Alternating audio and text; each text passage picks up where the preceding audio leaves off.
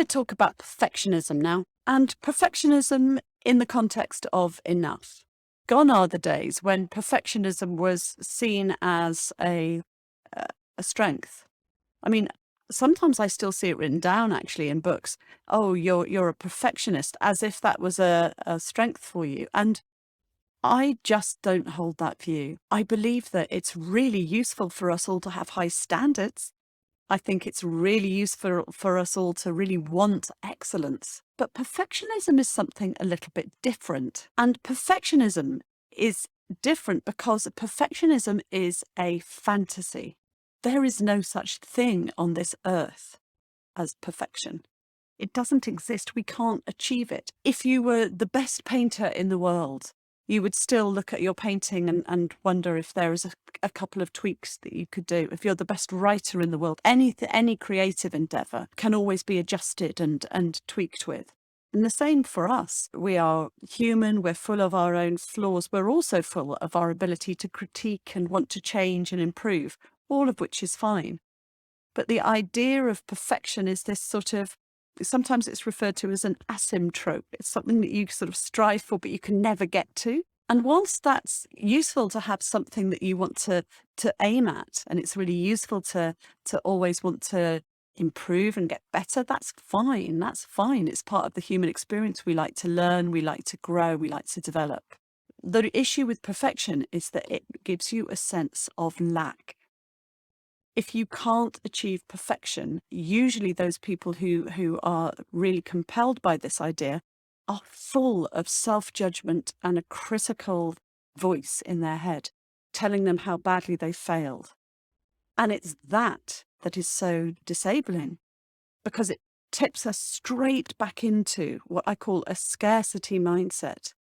And a scarcity mindset is one that believes that we just don't have what it takes to do what we need to do. It is from a scarcity mindset that we talk about having imposter syndrome, or not being good enough for the role, or certainly not being able to do that, or that just convinced that what we have to offer isn't what's required. Whilst some of that's useful to keep us humble, it's quite good to feel naturally nervous before we go on stage, or you don't want to be convincing yourself or anybody else that you're the best or the most amazing. It's this idea that you lack something that is just so unhelpful. So the reframe, I would say, is that to notice that if you're seeking some perfectionist ideal, offer yourself the alternative, which is coming right back to this place that who you are is enough. Who you are is enough. What you have to offer is what is required. You can practice it, you can hone it, you can develop it, you can sharpen it, whatever it is. But you, in essence, are enough. And from that place of fullness, what you might find yourself being able to do is to say, well, look, I'm going to strive to be the best I can be. I'm going to work really hard at this. I'm going to keep practicing. I'm going to improve. And I know that when I get to what I do, it will be the best of me, and it will be enough. That the best of you is enough. That's the difference. The real thing that you're releasing yourself from when you do that is this terrible judgment and critical voice, which means that you can never achieve what you want to do. And it's just this sort of constant barrage of your own voice telling you that you can't, you don't, you haven't, you shouldn't, you could have, all of that sort of a sense of oppression, really. And it doesn't create the best of our work. The irony is that critical voice is the very thing that trips us up from being able to be the best that we can be and flourish.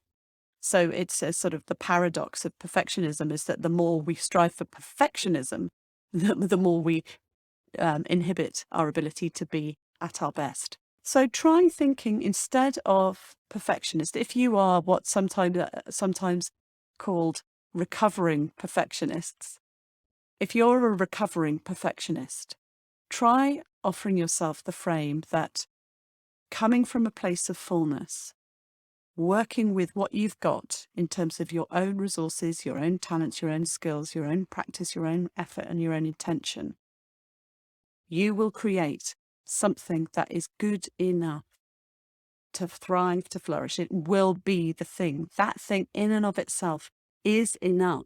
And that's a beautiful thing in and of itself. See if you can release yourself from the curse of perfectionism and offer yourself the joy of enough. I look forward to seeing you again sometime. Bye now.